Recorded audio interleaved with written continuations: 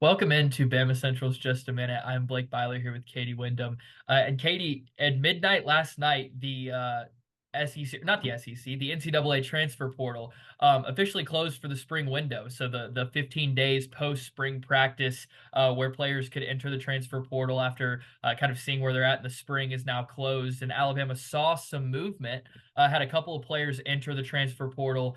James Brockermeyer, the center, as well as a couple of defensive backs. Alabama brought in some players, a kicker, a transfer defensive back. So now seeing where Alabama's roster is at the end of the window, now that it's closed, obviously there could still be some movement with bringing in some guys. But now that we've seen all of the exits, how would you kind of assess how Alabama has done in the spring transfer portal window so far?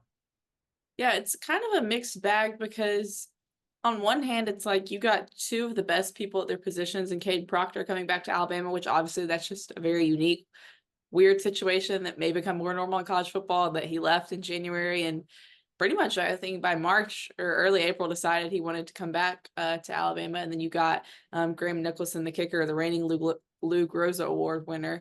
And so, you're not going to complain about getting either of those people. And then the other portal person you got was Cameron Howard, the DB from Charlotte. And so, but I think a lot of people going into this window expected Alabama to get a big name DB.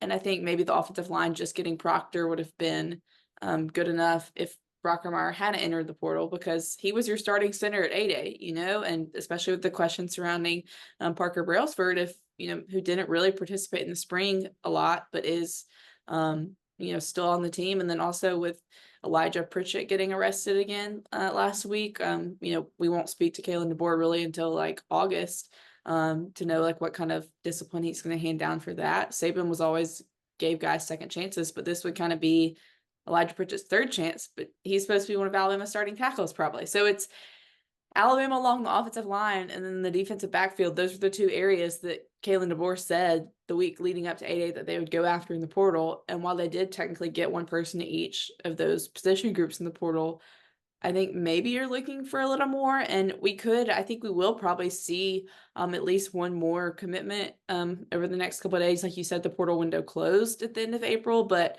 there could be still a couple of days of paperwork of guys coming in, and also just because it's closed for guys to enter doesn't mean that they can still announce after that. So I think that's what we'll still kind of see. So I think it's too early right now to give kind of a final grade on how this spring portal window went for Alabama, but right now it's kind of a mixed bag. I think a positive thing for sure would be outside of Brockermeyer. I don't think Alabama really lost anyone they're super upset about. You never really know in this age of college football. And I feel like some national pundits were being like very dramatic about, oh, like we're going to see like Caden Proctor's just to start. Like you don't know what we're going to see in the spring portal window. And then I feel like it maybe didn't live up to Right. that. Like I don't know if hype's the right word, but what kind of we were expecting. It was a little more subdued than I thought. And so I think that's a positive that Alabama didn't lose a ton of guys. I mean, I think maybe a guy like Tony Mitchell had a potential, future. It was a talented guy coming out of high school. He also had some off the field issues during his time at Alabama. And so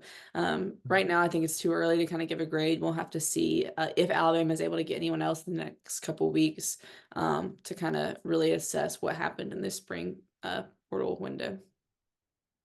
Yeah, it'll definitely be an interesting couple of weeks because there are still guys in the portal that haven't committed yet and still moves that Alabama could make. But I agree with what you said. It sounded like Alabama was going to try to make a splash in the portal. And while I don't think you can underestimate the impact of getting Graham Nicholson, I think that's massive to be able to replace college football's all-time leading scorer, Will Reichard, with the guy who beat him out for the best Yes. kicker in the country last year.